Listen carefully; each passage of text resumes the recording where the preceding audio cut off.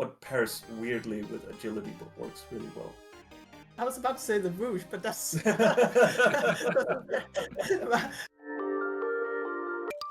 everyone and welcome to BearTalks, and today we are joined by Unleash the Giraffe. Hello. Hello. Well, if you'd just like to give us a little introduction then. You want to start? Do you want to start? Okay. I'm Sigrid. I am co-designer and CEO of Unleash the Giraffe. And I am currently creating Obsidian Prince together with Matthias. Yeah, I'm Matthias. I'm the developer and co-designer, and I'm not the CEO. I'm just the co-owner. Mm-hmm. Yeah. Excellent. Well, and so we always start off on BearTalks with a little bit of a strange question. But what was the first game you've ever played? My first game, I think, the first one I remember was Donald Duck's Playground on the Commodore 64. My dad brought that home when I was 4, and I've been playing ever since. Not Donald Duck's Playground though. Oh, I was going to say, do you still have it? But you know what? Sometimes I actually do get nostalgic for it, because when I was a kid, I could never, I don't know if anyone else has played that game, but you did these small mini games to earn money to build up a playground for his nephews. And then you had to bring the items that you bought to the playground. And to do that, you had to cross train tracks. And as a kid, I could never cross those train tracks without dying. So I never actually got to see the playground. So I'm like, now, in the age of almost 40, I'm like, I want to play that game and I want to nail it. So just to ask, is that like kind of like Frogger, like having to hop across the train tracks to get over? Not even that complicated. It's basically that you had to time it. There was trains going, I think, or at least that's kind of my memory of it. And you had to just be really quick and run at the right time. And I always got run over by the train. Oh, excellent! What a classic. Yeah. My first game, I don't really know how old I was. I remember being in this the shop where they used to sell these 80s TVs, the really thick ones, and just a shop full of them. And my mom went in there for some reason. There's some Nintendo at the front, and I got to play Excite Bike. That was the first game I ever played. Yeah, and I remember thinking like, wow, this toy is playing with me, and I was just sold. It was just downhill from there. I think it was 6. Uphill. Uphill? It was just uphill? Yeah. No, it's downhill. No, No, I just went faster and faster. I don't know. It's uphill. It's uphill. Okay. It's positive. Yeah. Oh. What? Starting off with that baseline, you got introduced to games, you decided you liked them, you're progressing at trying out new ones. What kind of then sparked your interest in moving on to develop games? Well, for me, I started designing video games with my friends when I was 10 or 11, because we kind of figured out that, yeah, we can make our own video games, and that was just amazing. And one of my friends picked up, he had a computer, he started programming a little bit, and I was pretty good at art, so I started doing the art style. Then we moved apart, and I realized that if I wanted to keep making games, I had to program myself. So I went to the library, I think it was 14, and I got a book on C++. And then I started learning development. And then I studied it at university. And then I decided that I did not want to do it. So I did something else for 10 years. Just generic development. And then I got sucked back into it. For me, it was never even in the cards that I could be a developer, because when I grew up, females were just not in the gaming space at all, or very, very rare. And I come from a very little town where very few people were even playing video games themselves, so I have to thank my dad for getting that interest in the first place. But I have always designed games, so tabletop games. My cousin is super great at doing stuff like that, so we did that together when we were on vacations together. And I would sit at home. I actually credit myself to have done Farming Simulator before Farming Simulator did the Farming Simulator games, because I would sit with pen and paper and I would be like, okay, so I have this rundown farm, and I buy a cow because I just have money for a cow, and then I milk it, and I would sit and like do the calculations on paper, and I would grow my like imaginary farm on paper and this like empire, and I would do that with a ton of different things on paper. But I never thought that I could be one that developed the games, because I just didn't see that. And then of course as I grew older and after I did my actual university degree and stuff like that, I was like, why didn't I do programming? Look, there's women can too. And then I was lucky enough to go on a first date with Matthias, where we played Carcassonne, and that escalated into a very long and very deep discussion around game design and how that game was designed and how we could have done it better. Yeah. Sorry, Carcassonne, you've done a great game. But yeah, then we were like, hey, we have both had this kind of dream and passion about games, and we always have ideas for games, so why don't we do something together? Yeah. Okay. So it was kind of like, as you came together, the forces combined to be superior. I like that. Yeah. Would you say then that you've sort of both learnt kind of more about the industry then from that moment? Was it kind of a spark you then went out and learnt, or had you been filling in the blanks as you've gone? So I spent almost 5 years working at Blizzard in the community department for like mainly as a game master and senior game master, as it's called, or was called back then. I don't know what they call it now. I do have to ask, game Sorry? master? Yeah, game master. Is that like dungeon master? Like similar? It was basically... Well, yeah, I mean, when I worked there, and at the beginning at least, it was meant to be a little bit more involved, but then progressively it became more and more customer support, but with a more fancy name. But in the beginning, you were in there, you were like teleporting people away when they got stuck, and you were like showing yourself off once in a while, and it was cool.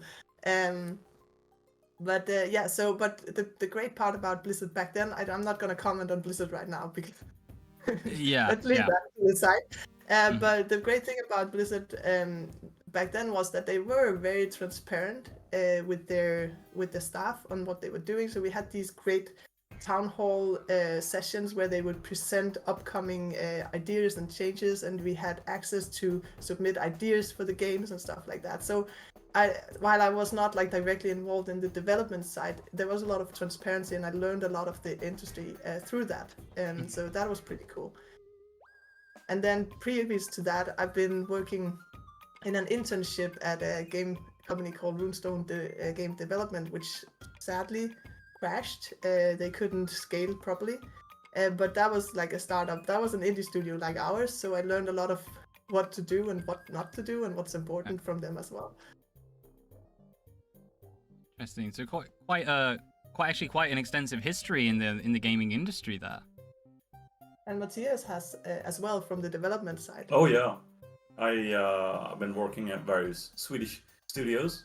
I'm not sure if I'm allowed to talk about them because I have an NDA.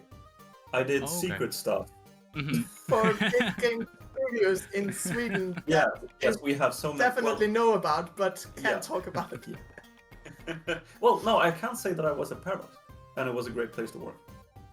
Of course, I was working from home, so it was hard for me to tell, but I had great colleagues. And yeah, I've done a little bit of everything. I've done some mobile games, I've done some bigger games, I've done this, obviously.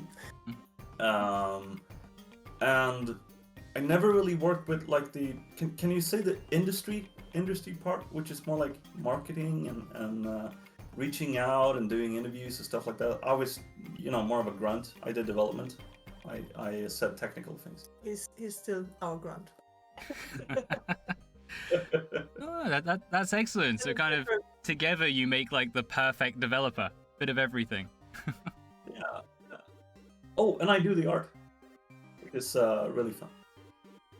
I think actually you're touching on something very important there, because we complement each other very well, especially when we're designing. So like we do that, of course, on the kind of like our skill sets, where I have a lot of marketing experience from other areas as well.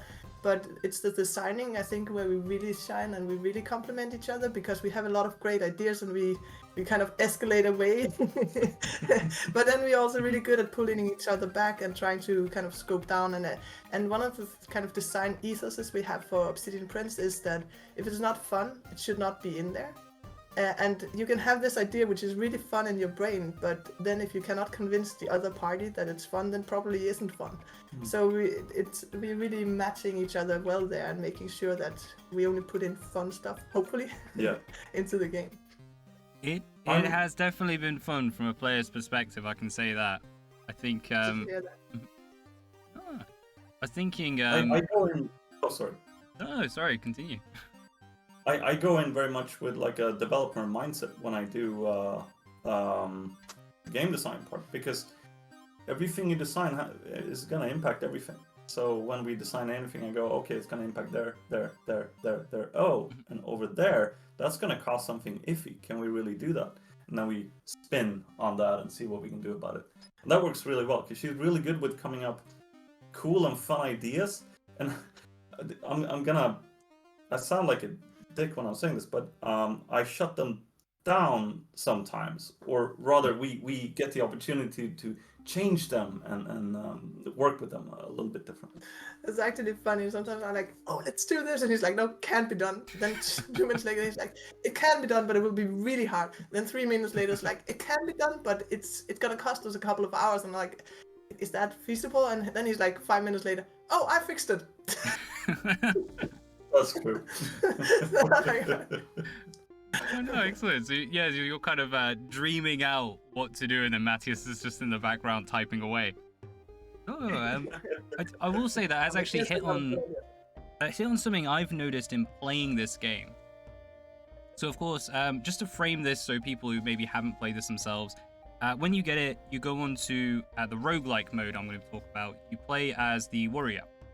And the warrior, for me, was a nice little tutorial intro character. It seemed like that was kind of how it was supposed to be, introducing all the different mechanics. And then as you're unlocking them, I haven't reached the end, because 3,000 gold is a lot. But I have managed to unlock the mold mage. Mold druid. Mold druid, sorry. I've only just unlocked them. But I was playing through as them, and I was finding that actually the way those cards worked, those mechanics, were a lot more intricate than I had originally thought. Like all these little points of damage, having the mold spawn in different areas, being able to move instantly between mold tiles. How is it you've gone about actually implementing these ideas, which are very intricate, very grand, into this game? It's actually interesting, because when we originally designed it, the warrior, as you say, like we wanted something that is kind of simple, kind of basic, and you probably noticed that we have quite a complex humor as well. But we wanted, so the mold druid is obviously a little bit of a weird character. But we wanted to not scare people away from the beginning, so we started with something a little bit generic and also fairly easy and straightforward to understand and play. But we have all of these ideas, and as we designed the further classes, we were discussing we need to think symbiosis into this when we're designing it. So whenever we design a card, we're like, how does this card or inspiration work with the other inspirations, with the backstories, with the skill trees, and with the skills that the mold druid have? And we want to make sure that there's not just one cookie cutter build, but there's a lot of different ways that you can build your characters, and a lot of like, aha, I just discovered this moments for the player. So it's actually also one of our struggles, is getting people to understand that this is a really, really complex game, and the meta of the game is very deep, because I think some people who come in and see it, they're like, oh, it's only this and this and this, and then they're like, oh, that doesn't seem that hard to to master, but in reality it's super deep. Yeah. You can make a fire druid. You can set the mold on fire, and you can turn the entire room on Right. fire if you want. And it's gonna be very tricky and very different in how you play the mold druid. So give it a try sometime. It's pretty cool. You can do that by speccing into the fire skill tree. Yeah. I was And- thinking that because this was the other thing, using all those cards and getting those bonuses and then hitting onto the levels, the character development and experience. Once more, that kind of, you can spec your candle mage, that was the one I was thinking of, to have better armor and then work better in, yeah. I'm sorry to say, my favorite character. Oh, that's cool. When you're starting to use them more as a knight, because I found using their armors, using the, what is it, fortification, I'm trying to remember all the skills now. I can remember I take 1 from the left and 2 from the right. Health, damage when I get taken damage, and then when I move I gain armor. Like, I can't remember which one those are. But this idea that you can really adapt and develop characters to your own unique style. Why is that sort of so important to you? Because I've seen it popping up a lot in your social media and over on your website. That's what I think is fun in games. I've played a lot of Path of Exile. I'm playing some Last Epoch right now. All those kind of ARPGs. And I just like taking a character and turning it into something else. I'm not sure what that is, but I really like it. And so I think, oh, how would I make a battle mage, which is all about water and throwing sharks? Or how would I make a super agile, what's a good example? What pairs weirdly with agility but works really well? I was about to say the Rouge, but that's... but an agile mage is a little bit weird as well, right? Yeah, you can actually make the Rouge into an invisible lightning rod by spreading water everywhere through the water tree, then equipping a storm hammer, and then you can go invisible, stand on water, and electrocute all the enemies. That's pretty awesome. Yeah. I played. I haven't played a lot of League of Legends, but I did play for about a year when it first launched into early access or whatever it was. And my absolute favorite character to play there was Melee Sona. Because she's usually a healing character, ranged, but if you spec into, I can't even remember what it's called, but the melee thing and build her with weapons and stuff that were melee focused, then you could do a ton of damage that people didn't protect themselves from because they saw Sona and they saw, okay, that's magic and she's a healer, blah, blah, blah. Yeah. And I had so many kills from people. So this kind of like going the unexpected route is something that we have built into our character creation. That's also why all of our characters can have all of the weapons, and all of the weapons have different inspirations on them. And then you can like go in all different directions, and it plays so differently depending on what you equip, what you spec, what you pick of backstories, what you pick up inspirations. So we think it's fun. Yeah. It's a hard question to answer well. I think you've actually done it really well. I mean, often what I hear is this idea of people always saying, oh, the player wants customization, the player wants all these different options. And it sounds nice, but hearing that, from what I can tell, you guys just like to break the system. Perfect. We do like the system. Yeah. And also with the thought that we want people to go into the game and explore something new every time they play. Like, it's not, for me, it's not fun. We want a good balance between, okay, I know enough so I can master this, but also that you still get like pleasantly, hopefully, surprised every time you play, because you're like, oh, I didn't think about this one combining with this one would have this result. So yeah. We've thought a lot about control in a game. If you play Binding of Isaac, which is a fantastic game, your entire character is made from random stuff that you find. If you play Slay the Spire, all the moves you can make this turn is just the cards you get. And that's something I was thinking about a lot, because in a game like ours, which is more positioning dependent, you don't want to be locked away from moving, and you want the kind of random bits, but you also need a bigger semblance of control. And that's how we came up with, what if we have the skills separate from the cards. So the cards just modify the skills. Okay. So you can always jump. But if you spec into jumping, you can do more stuff with jump. Okay, so you kind of, by separating things out, you feel you've been able to apply like more of that variation to the player. Yeah. More variation, but also more control. We're never taking away your base skills. You can always do your base skills, as long as you have energy, of course. Yeah. You have to still... But how those base skills act depends on what you are then drawing in your inspirations for that turn. And it also kind of impacts how you work with game balance and damage and stuff like that. Because if you are super random, you need to guarantee that the player has a certain amount of DPS. Mm-hmm. But the more control you let the player have, the more you can offset how much damage should I do onto a decision that the player makes, rather than something random that the player finds. And it allows us to do more stuff, and it simplifies how we're going to balance the difficulty of the game. Obsidian Prince is quite difficult when you're new, but we've managed to make it so that you have a very high skill ceiling. So you have people going all the way down to floor 7, I think. Which is crazy. I can't do that. Yeah. But they're better at the game than me now, so they can. And we have players who spend hundreds of hours. It's pretty amazing to see, actually, and also I think we have been able to develop the game in a direction, such a good direction, and be so fun because we have players like that just embrace it, have fun with it, and then they come back to us and say, but it would be even more fun if we could do X, Y, and Z. And then we're like, okay, let's think about that, because we didn't think about that. And I'm like, but they have a point. So let's try and work that into the design when we are, making changes to the game. And that's how the gas mask and fire cape was born. See, so that's really interesting. This is something I actually wanted to get to, but we'll jump on here.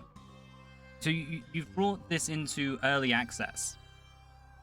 Well, what kind of instigated that idea? Why was it you decided to go ahead with the early access release?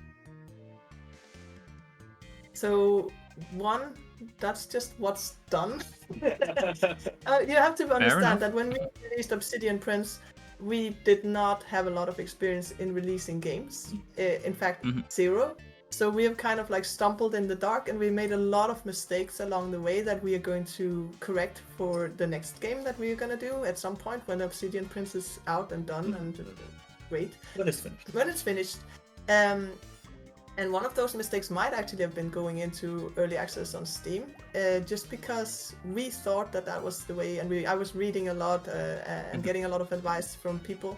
However, the information that is out there is early access has existed for now 4 or 5 years. 4 or 5 years. I'm not sure. Before that, it was right. Greenlight. No. And I think one of the things that has happened in that time frame, when it first released, super good to go out in early access. That was the thing to do, right? But what has happened in that time frame is that people have continuously pushed the bar of what early access is. So at this stage in time, people are not expecting, a framework of a game that they can then help develop or like give feedback on and impact on in the development. That they are expecting a fully playable, very polished, many hours of gameplay game. And that's what we aim to put out as well. And I think we had that when we released it too. Almost. We had a good game, and we had a deep, complex game. It was not polished. No. And that we didn't have sounds for everything, because we just hadn't had the time yet to go through all the sounds and effects for the games. And that was a huge mistake, and it's cost us a lot, unfortunately, of early interest, because we got some really, really cool content creators playing our game and being excited about it, and then they were like, when they then presented it to people who are maybe not as as happy about indie games and understanding, they were like, okay, but this seems half finished, or we didn't catch the interest straight away because of things that were lacking in the game. And with that in mind, we haven't taken a decision yet, but we are kind of discussing at the moment and debating whether or not early access is right for us, or early access on Steam will be right for us on on the next game, or if we should go itch.io, which had a little bit more of a tech, very hardcore user group who will understand that this is concepts or like frameworks, and it's very early in development. And I think this is advice that we cannot give to anyone else. It's something that you will have to kind of try and understand for yourself. But from our perspective, we probably lost a lot of traction in the beginning, because even though we had a really good game, it wasn't at the stage that people expected, even though it's very clear that it's early access. Yeah. It does impact, like Steam gives you a certain amount of marketing pushes. I think they give you 5, and if you're successful, you get more. And when you go out into the version where people can start buying the game, like you go out into early access or you go out as a finished game, you get the big one. That is a really big push where Steam actually helps you get a lot of views on your games. And then you have the subsequent ones, and they're quite smaller. So when you're going into early access, you burn the big one. And then when you finish the game, you can burn a small one. But if you go directly into the finished one, you can burn the big one there, you can gain more traction, and you can have a more polished game. So it's a little bit, it might be better to go somewhere else, build a community, than burn the big one on Steam. I get you. No, that's interesting. It's a side of the release I actually didn't know either. So you have kind of multiple stages that the company will help you out with. Yeah. Well, we didn't know about this either. I want to be very, very clear. What we have gained from going out into early access is some incredible feedback from our community that I truly believe has made Obsidian Prince much, much better. So I don't want to lose that part. Well, so that's why I'm saying. Yeah, it's really good. It's not that we want to release it early and have that community feedback and have our community help us improve the game. That's we definitely want that. Yeah. The question is whether or not it's right to go out in early access on Steam, because then you're reaching a much broader public that maybe don't understand or expect a lot more from an early access game. And it's very funny, right? Because back in the days, if you said like beta or early access, people would be like, oh, okay, this is probably like not complete. But now people are like, oh my god, I think it's actually, as you said, there was the shift in names, the green light projects back on Steam. Because I remember going in for, just gonna drop 2 indie games, Kenshi and Project Haven, which then became early access later on, and I did not hear from them. Like you hear this, as you said, this sort of big boost you get, this big Steam promoting the product, and then it disappears. And yeah, now you say that, it's kind of fitting in, like, oh, so that's what happened to these games. Kenshi, by the way, I just want to say that is an amazing game, and they're working on number 2, and I'm so excited. Yeah. But buy Obsidian Prince as well. Yes, awesome. No, that's a fair shout. It is actually a very fun game, but we're not here to talk about them. We are here to talk about Obsidian Prince. And as you mentioned as well, even though you might have had to, you might feel that perhaps it wasn't the right time, maybe waiting was a little better, early access has still provided a lot of feedback, a lot of community development. Totally. Yeah, I mean, how would you say your reception has been then over this early access period? It's okay. So first of all, we have met some incredible people, and this is actually when we talk about like, would we do this again? Yes. What have we gotten out of it? We've gotten like a ton of new friends, a lot of super good contacts. It's been incredible.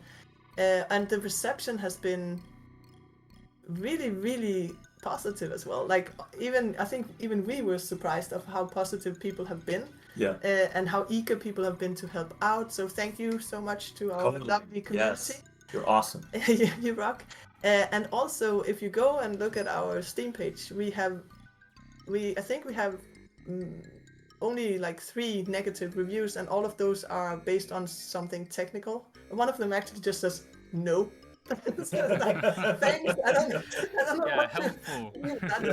But like, the 2 other ones, I mean, we talked to them, we went through their problems, and one of them went, well, they fixed all my problems, and the things he was complaining about was in our pipeline to fix. So we fixed that, and we told him, hey, we fixed all your problems. And he was like, awesome, thank you.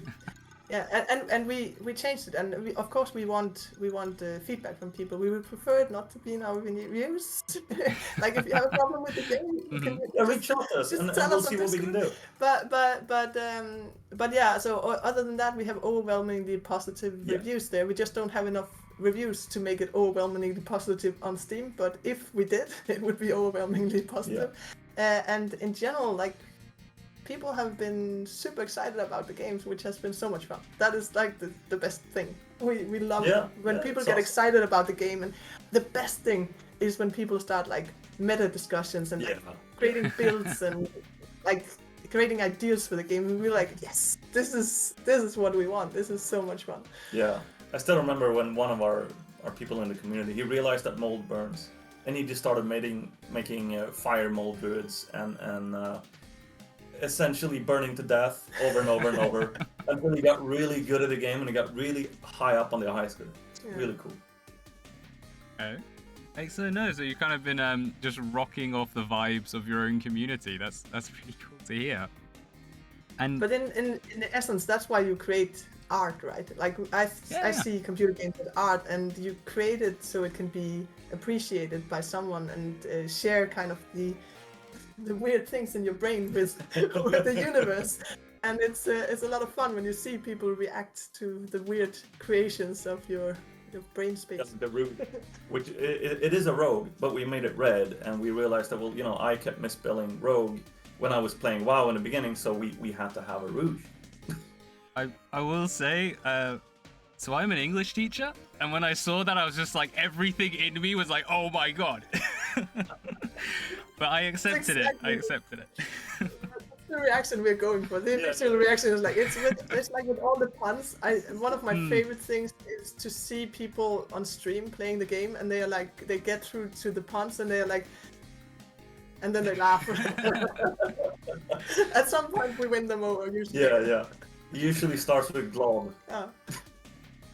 I was thinking of bringing that in, just like what inspired all of the puns, because it kind of shocked me just how many are in the game. Like, do you sort of like write them before and then try and work them in, or are you building them as you go? We have a rule. We don't want to force it, so we have to find it funny. Yeah. So it's not like there needs to be 57% of the words has to be puns. No, it's like when we go on design walks together a lot, walk and talk. Yeah. And then we're discussing the classes and the inspirations and all of that. And when we do that, sometimes we're like, oh, it would be fun if it was called blah or a cucumber. That's fun. Like, let's do that. And then we put it in, but we never try to force it. If we have an entire quest line that doesn't have any puns, that's fine. We don't want it to be like, it has to be fun for us, because otherwise I don't think it would be fun for anyone else. Yeah, we tried, like, humor is a really hard thing to put in a game, because if you rub people's face in it and they don't like it, it's a really, that's not a fun experience. So what we're trying to do is that we put it on some descriptions. Maybe we put it in a name somewhere, but we never really like rub people's face in it. But if they like it, they can keep reading and they can keep looking, and then they're hopefully gonna have some fun. Yeah, we try to make it optional, at least semi-optional. Yeah. We will probably force a couple of puns on it. Oh, excellent. It's been something as you've said, you can kind of, if you want to search for it, you can search for it. I've been searching for it. Yeah. Awesome. Excellent. Love it. Oh, so you gain a lot of feedback from the community. Let's draw this back a little. When you joined the indie dev community is actually what I wanted to grab first. How do you feel the reception from other sort of indie devs has been, or have you been able to build up a community, do you feel? I think in general, the indie game community is super embracing. It depends on where you find them, though. Okay. So Twitter indie dev, really, really, really awesome, and I've gotten to know and count some of them as my friends actually over this period of time. And the same sorry, I know you're talking about indie devs, but the same with content creators. We've made some really, really good friends with some really awesome content creators out there who have been brilliant at showing off our game, but also just brilliant people, and with communities that just have been like, hey, come. Yeah. So that's really cool. Huh. Indie devs, it's kind of like a mixed bag of people, right? There's the indie devs who are very awesome and embracing and really wants to see everyone in this sphere succeed, and that's the majority. And then something we experienced very early on was when we were just putting out, like, we weren't trying to be part of the community, we were trying to get traction for the game or feedback on the game, and we were putting things out on Reddit, for instance. Yeah. And there sometimes there would be a person being like or like giving feedback, but in a not a really good way. But then again, we were not doing it in the right way either at that time. I think we were not trying to be part of the community. We was just trying to kind of get an initial foot in. But now I think it's different, right? Because now I'm spending a lot of time interacting with people, and I'm genuinely excited about their projects as well. So I want to see them succeed as well. And then it becomes a lot more of an organic process, and also a lot more fun, because I'm not trying to push our game all the time. I'm trying to push indie games as a whole. And I get to see some really cool projects in the way, and my wish list is exploding. Yeah, mine too. It's really cool. I don't have the money for all of these games, and I definitely don't have the time to play all of them. But I know if at some point when we retire. Yeah, that's the plan. No, but it's been really good, and people are super happy to share experiences, the same as us. If anyone is listening and wants some like thoughts, ideas, feedback, just some just help reach figuring out. something out. Yeah, just reach out to us. We don't have the answers, but we have some experiences that we can share. But yeah, in general, and it's been really cool to see also like slightly bigger indie dev studios being really supportive, and I want to give a shout out to Trees Brothers, for instance, who are slightly more established in the indie space, but they have been really cool in supporting and just helping push us and other devs. So it's a nice space to be in, I think. You've actually hit on my next few questions with that one, actually. So one of the things that actually I noticed when I did a Bear News video about Obsidian Prince, and whenever I do these, I always try to look at like the Twitter page, social media, look at the Discord. Which, if anyone goes on to the Discord for Unleash the Giraffe, please remember there is an extra button to click. I didn't notice that, and I think I only actually technically joined like a few weeks ago. So remember to click that button. But when I was going through these social media posts, I genuinely did notice like you've spent so much time promoting these other content creators, promoting these other indie devs, celebrating games, celebrating achievements. I literally coined you the nicest indie dev for just that reason. It was such a nice thing to do, such a nice thing to see. Do you feel that this is kind of the way the gaming community is developing? Do you feel this is how modern gaming is becoming more of this personal community interaction? Good. Like, I don't know if you can tell, but I'm quite extrovert. I like talking, and I like people a lot. And I think, I don't think it's the same will be true for AAA, because they have a huge marketing budget. Yeah, they have so much to think about. They have a lot of money to push behind their games. And no disrespect to that. No. That's also a business, and there's several great AAA games, but we don't have that. Our marketing budget is 0. And I believe a lot in giving back. So as I mentioned, like, we have gotten so much support both from our community, from content creators, from other indie devs. So when I see a game or a content creator that I generally think should have more traction, then I'm going to push it, because not only because, I mean, giving back is the right thing to do, but also because then I'm generally excited about that person and I want them to succeed. Yeah. So we have a guy that we found very early on when we were looking for streamers called Packrax, and he had, I think, 200 something followers on Twitch back in the days. But he was great. Like I found him and I was like, generally, this guy is amazing. Why is no one watching? Well, no one. There was of course some people watching. At least 200. Well, not at the one at the time. But 200 people following him. But it's like this guy needs, like, it's a gift to the world to spread this. So I've been trying to push him as much as possible, and in return, he's been super good to us as well, of course. But now he's broken, I think, 1,400 followers, which is pretty nice. And keeps going. And I just think it's great. And the same with, like, I could name like 5,000 content creators that deserves more attention because they're just great, and we're having such a blast whenever we are, joining the streams, and the communities are fantastic. So yes, just to return to your, before I started like a list of names. Yes, I think this is how it's going to be going forward, because we have a much more connected world at the moment with Twitch and Twitter and all of social media interconnected. And also because it's getting increasingly harder for indie devs to get their names out.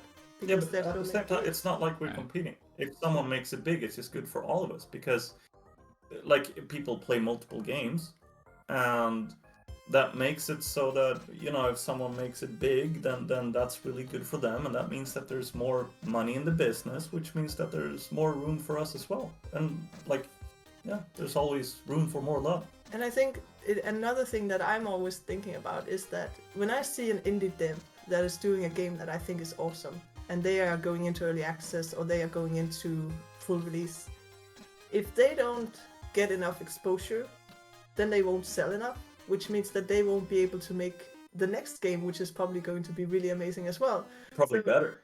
Probably better, yeah, because they have learned a lot from the experience. So I'm like, it's also an ego thing, right? Because I want to play the next game. So I want to push them so they can get a lot of money, so they can do that next game, which is going to be even better, so I can play it. I'm going to be honest, it's actually exactly my thought process for doing BearTalks. It's just, if more people hear about the game, then they'll make more games, so I can play more games. No, but I think everyone wins out. Like, as we're just saying, we're not competing with each other most of the time, right? So why not help each other? Oh, definitely. So I'm trying to figure out how to phrase this. So then, when you were starting off, you were saying that you were kind of hitting this wall until you joined this community, until you started to not compete but work with. What do you feel was kind of like the turning point for that, if you will? I think it's just like, one, I hated doing those posts on Reddit, which felt really like marketing-y, because even though I'm a marketing person, I hate marketing and I hate salespeople. it's very strange. But my kind of ethos when doing marketing is that I've always wanted to create stuff that provides value, and then that value can then hopefully make people think, oh, I got this, that's awesome. Then other things they're doing that I might have to pay for will also be awesome, right? So I really want to give to the world. I think that's because that makes me feel good, and it's not fun. So I think it was just a realization of like doing those posts on Reddit that I hated doing, and which gave us a little bit of feedback, but not really the traction I was looking for, was just stupid. We spent so much time just trying to formulate the titles of those posts to not seem markety as well. Yeah, and it's like, this is marketing, stop it. Like, that's not what I want to do. This is not how I want to interact with people that I actually think are cool. So we stopped doing that. And we have kind of abandoned Reddit a little bit for now, because I don't really, like, we're still active, but not really pushing the game that much. We sometimes do some update posts and stuff like that, but that's more because we're excited to show off our game. But yeah, I think that was it. It was like, this doesn't feel good. It's not giving us the traction we want. Why are we doing this? So we just stopped. And then instead, I started being more active on Twitter, just generally talking to people. Instead of like just pushing the game, I was just talking to people and having fun with that, and trying to help out where I could. And I was like, this feels good. And then we started getting some traction from that. I was like, this feels double good. Yeah. So yeah, and then people are starting coming to us in messages and asking for advice, and I'm like, this is what I want to do with my life. Like many years ago, before I had decided what I wanted to do, I was working at a bar, and one of the cooks there was like, he was like, so Sigrid, you're starting in university, you're doing media science, blah blah blah. It sounds very fancy. What do you want to do with your life? And I was like, I don't know. I just want to make people happy. That's what I want to do with my life. And he was like, but you're doing that now, working in a bar. And I was like, I know. No, maybe this is my career. But yeah, there's other reasons to not do that forever. But yeah, and now I feel like this is what we're doing. We're making people happy. We're putting Yes. out a game that is awesome. We are helping people. We are pushing people. We are making people grow, and it feels great. It's really fun to talk to other devs that are like, they're asking us for advice and just trying to get stuff together and making sure that, oh, did you think about this? Did you think about this? Maybe it's not time to quit your job just yet. Stuff like that. Or if you do, have a plan. Yeah. And helping them out and just seeing them do stuff. And It's then awesome. it's even more exciting when you then see them starting their projects and they're building this up and seeing them succeed. We had another person, I'm not going to name names because I don't know if they want this to known, but they contacted us and they were asking some advice, and I was giving that back to, or we were giving that back to them. And then they exploded.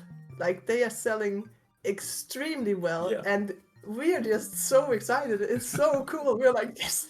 We talked to them when they were still small and some of our advice, and now they're doing this, and it's just really cool to see, and I love seeing my friends succeed. Now we also really want to explode, so could you help us with that?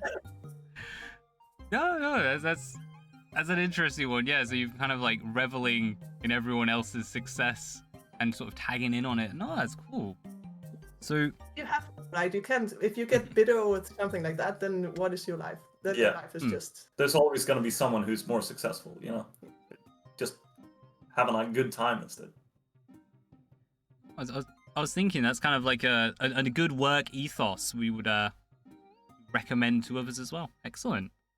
Go on. So I'm sorry to switch this over because I just realised what the time was, and I kind of don't want to spiel too much, and there are other things I want to chat about. And one of them, was actually taking a look at the artwork. I know you mentioned sort of developing and creating all the different characters, all these different assets and such within the game. What was sort of your inspiration? What brought you into designing the different elements of Obsidian Prince? Like the choice of 2D will start, 2D-ish we'll start with. Yeah. So we went with voxels because I used to play a lot of Minecraft and I thought it was fun to build stuff. So I figured if we use this amazing tool called Magica Voxel, it's awesome, look it up. We can produce a lot of content for a game very quickly and it's going to look fairly good. Voxels are pretty easy to kind of place down. We don't have too many of them, but they're very basic, but you can do a lot of fun stuff with lighting, and you can do a lot of fun stuff with texture and stuff like that you can't really do with sprites as easily. And we had another project, a previous project before Obsidian Prince, a little top-down strategy game where we had a lot of assets. So, you know, we figured, well, why not use this? We can expand it a little bit. The old project became the overworld, basically. And I've always liked to draw, and I had this, I had an iPad with a pen at my then job. And I like to write, not just with a keyboard, but I like to write with a pen because I realized that I remember a lot better. So I started sketching little guys now and then when I had some time over, and, you know, maybe drawing an item or something like that. And it all just kind of became absorbed into Obsidian Prince. And then we realized that maybe we shouldn't have gone down the voxel art route because it's very niche. A lot of people don't like it. I mean, a lot of people don't even like it when it's pixelated. Personally, I love 2D sprite art. I think it can look absolutely amazing. But for some people, it's just a showstopper. And voxels, I think, are a bigger threshold to get through. So some people really love them. But maybe we would have been more successful if we went down the sprite route. We don't know. But, you know, that's in the past. Now we have what we have, and we really like the voxels, and it's really fun to do stuff with it because not a lot of other people do it. And yeah, I got to build little technical widgets for like I built a level editor with voxels, and I built various animation machines for Unity for voxels, which is really fun. So I've been having technical fun. If you can see, I'm a developer. Oh no, no, that's excellent. So I kind of wanted to grab both sides of this. Sorry, that's why I've had to keep an eye on time as we've gone. But so you said you were using Unity then to develop this. So yeah. Have you used what are they called, like preset assets, or have you been sort of creating your own stuff predominantly during Obsidian Prince? So I'm making our own stuff. I'm building some stuff from scratch, like how we manage the rooms and the levels. We have this level editor that I built. As far as Unity comes in, we basically I built a turn-based engine to do everything on it, because that doesn't exist for Unity as far as I know. I don't know. I've been programming for a very long time, so for me just doing it on my own, I mean, look at him bragging. No, just thinking, oh, I shouldn't say that because you're supposed to download and use other people's tools. At the same time, it's really fun to not do it. And when we went into the project, it was just a big love project. So I didn't have to do it with someone else's tools because I could write my own, and that's fun. Not sure if that was the right way to go, but it is what we have, and I've learned a lot from it. So the next time we make another game, maybe I'll use someone else's thing, or I'll just use our own stuff and make it even better because I've learned so much. As far as game engines go, Unity is fine. It's got some quirks and caveats that you need to learn to use the engine well, but I think it's the same thing for all engines. I would definitely say that if you're gonna go in and write a game on your own, use someone else's engine, because otherwise you will be building an engine for 5 years and then a game, and that's hard to do. That's hard to manage. It's hard to make a profit of that. Unless that's what you want to do. I mean, if it's your time and if you have the time and money, go ahead. It's fun. That may be maybe in the future for you, perhaps. maybe. But I think for our next project, it's gonna be sprite based, because now I want to do spritey stuff. What a great I'm just trying to think, a great business system. Just what sounds fun, let's do it. Actually, for gaming, that works perfectly. Yeah. So you've been designing your own assets, building pretty much everything you want from scratch as you've gone. And this is where we come back into that early access idea, because I was noticing with like the UI elements and such, there was quite a big shift from some of the initial images I was seeing to when I actually got the early access and started playing through. What was really the reasoning behind that? Why do you feel you had that shift in art design? Well, the reason we had a shift was because the earlier stuff was bad. So we got a lot of help making it better. And since then, we realized that we probably have too much UI in the game. I've spent a lot of time building UI and coding for UI and stuff. And that's something we want less of. But the UI as it is now, we're quite happy with it. We do want to change the fonts. Like, I don't think we would run a pixelated font again, because it's really hard to tune it well to a resolution and make it look pixely. And then you have people who come to us and say, oh, I have troubles reading this because of reason X, Y, Z. And we realized that, well, if we didn't use a pixelated font, we wouldn't have that problem. Yeah. And then we go through the entire game and we say, well, if we take out all the fonts and we put in a thinner font, how much time would it take? Mm-hmm. And would it actually help these people? And we start doing a lot of stuff like that. And then we're like, UI 3? And then we go, no, we don't have time for we that. would love to make it a bit more accessible for people who have issues reading and stuff like that. But and we would love to do that, but the truth is that we don't have the money to redesign the UI again, and people don't understand, and they shouldn't understand, because why would it should just be a sleek experience.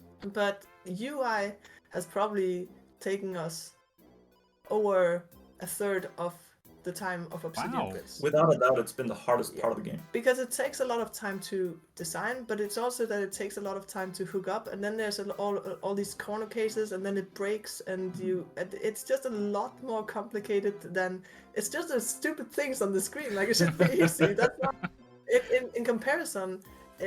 We can probably do a new boss in a couple of days, including assets and all of that. Yeah.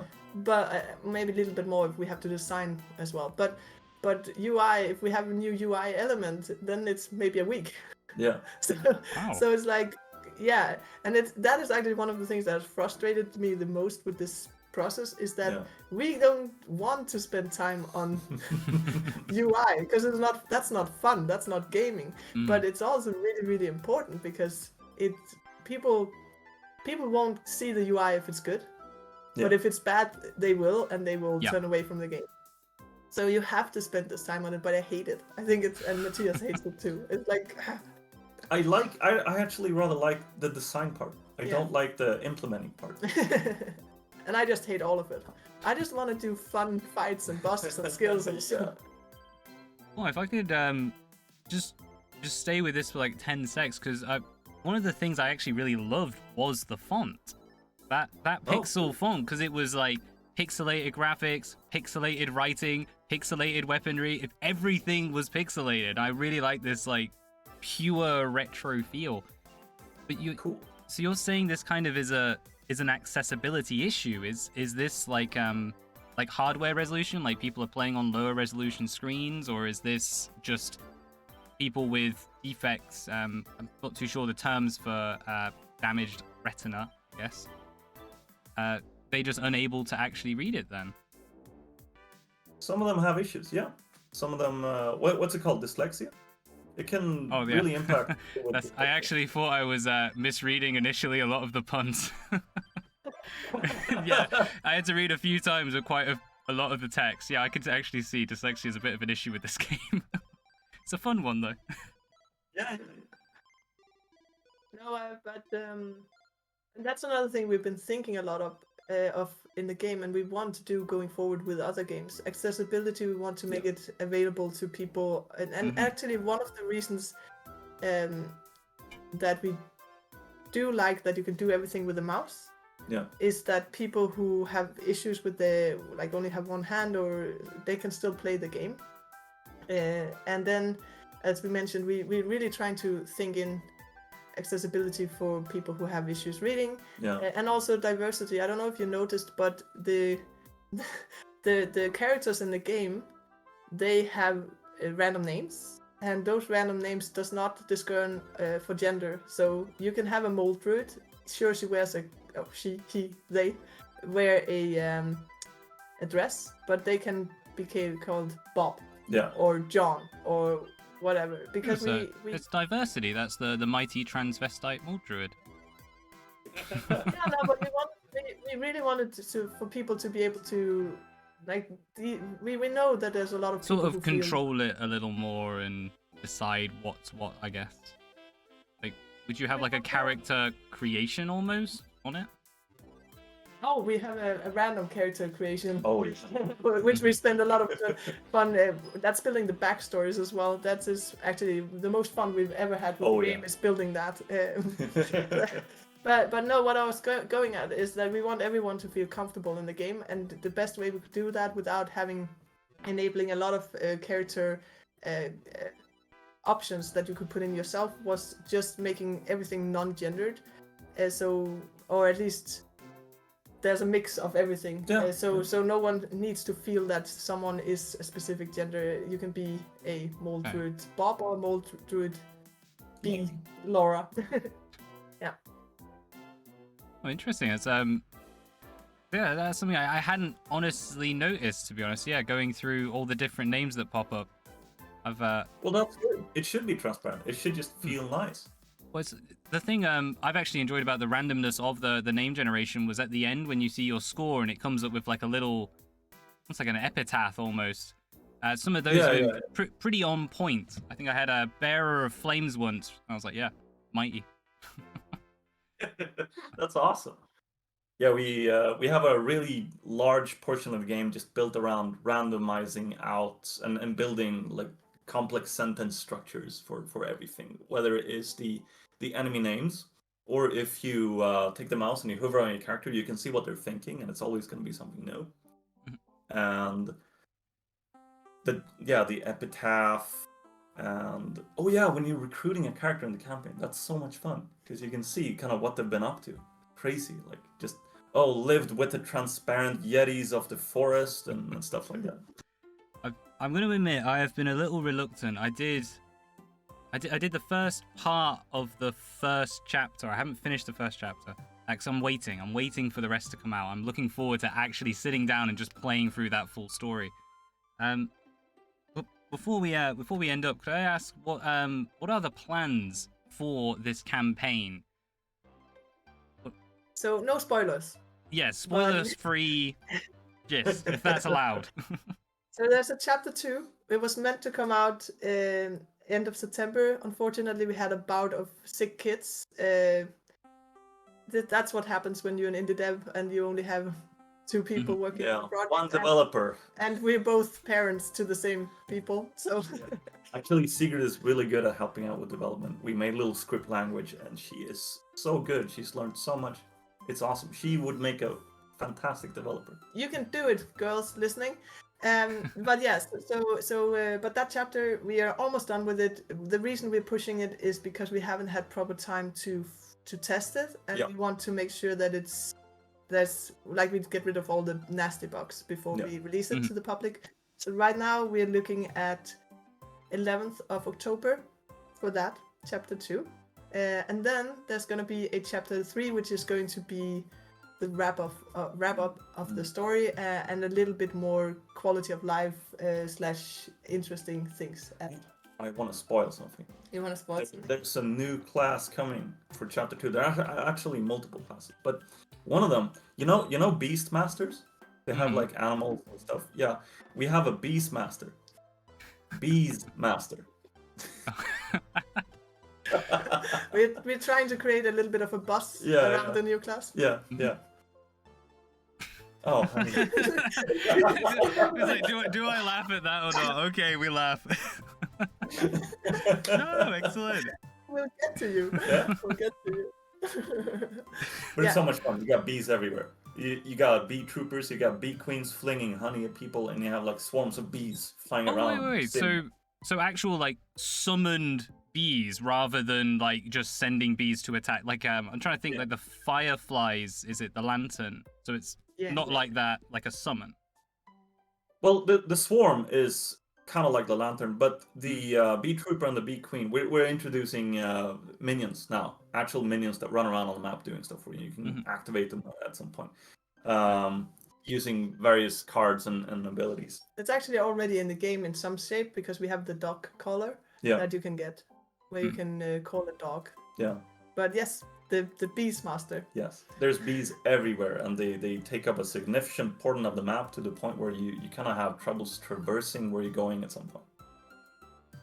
Excellent. Go on. I'm not gonna push my luck on that one because that was a really nice little bomb drop. I'm looking forward to that. Go on. Awesome. So you bringing in these. I mean, we have a dog. We now have bees. We do have cats. Why the cats? What? We love cats. I mean, that's a good enough reason. I love cats too. But I've got a few quick fire questions if I can ask. So first off, the why the cats? We love the cats. Excellent. Is there a limit to the cats? Well, here's the thing. Some of the games that I wrote before Obsidian Prince for other people was children's games. And children's games are super good at play.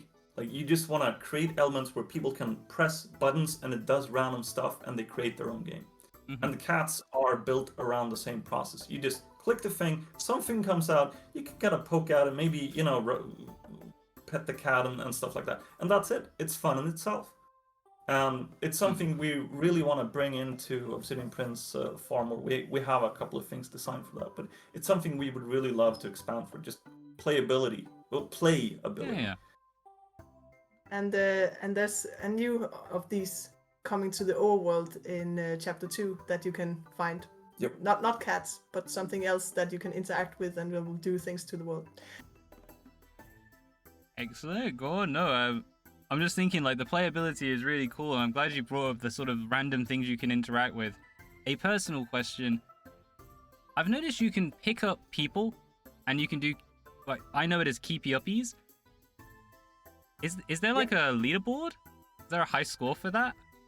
We wanted to implement that really badly. I don't think we will have time within the scope of the game, but we really, really want to. So, you know, if Obsidian Prince suddenly explodes, Yeah, we totally. we have a leaderboard. I'm promising this here. But we do have people posting their high scores on the Discord. And I think one guy, wasn't he up to 257 or something? 400. That's crazy. Yeah. I think my And high just score is answer the 12. question about- to answer the question about the limit to the cats, we got a screenshot from one of our community members where he had basically flooded the entire map in cats, so you could no longer see the houses. Yeah, there's no limit. It didn't crash his computer, so Okay. this is a challenge to everyone out there playing Obsidian Prince. To crash your Let us take a computers. screenshot just before you crash the Yeah, game. yeah. And enjoy your frame rate. Oh, excellent. Well, yeah, thank you all. Well, thank you both so much for coming down. I suppose the final question really is, what would you recommend then? What sort of insight, what experience have you gained you would pass on to other developers hoping to make their first games? Get your Steam page up. If you're going to go on Steam, well, if you're going to sell a Steam at any point in time, get that Steam page Yeah, up just as get those fast wish as lists. possible. You need to collect wish lists, because Steam will also push you based on the amount of wish lists. That's another mistake we did. We didn't have enough wish lists when we went live, so we didn't get a lot of visibility. 2, if you're going out into early access, understand what your community expects from that, and make sure that the game is, I would say, rather, because we delivered a really, really long, really, really deep game in early access. I think going forward, you should probably scope it down, but make that part really, really polished. Same thing for talking with publishers, actually. Yes. Like we made a vertical slice, and the vertical slice was just our current build, and we sent that out to some people. And the tutorial we had back then was not that good. We rewrote it since then, and some of them got stuck on, oh, this isn't that much fun. But we knew that if people just kept playing it, it was super fun. We had hundreds of hours of content already, but you can't expect people to dig through your project to find the fun. You gotta put it in their face really early on to just make them keep going. And doing that in combination with a tutorial requires a lot of thought, and tutorials are really hard to build. It's hard to nail down all these elements. So it's really something that you need to consider as early on as possible. And it's something that you need to build as late as possible, because otherwise you keep scaffolding tutorials up and down and tuning and changing, and every time you change it, something breaks and stuff like that. So put a lot of effort into first impact and tutorial.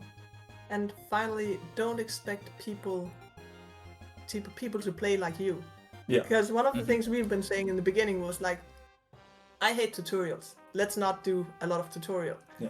And then we saw that people really need the tutorial. But when I play, I want to explore the game, so I usually skip the tutorial. Yeah, we usually play without the tutorials. We learn how to play Factorio without the tutorial. That was fun, actually. That was super fun. I love exploring that, but not everyone is like you, or me, or you. So, and you should think about that, and you should really listen, like the early people who come in and play.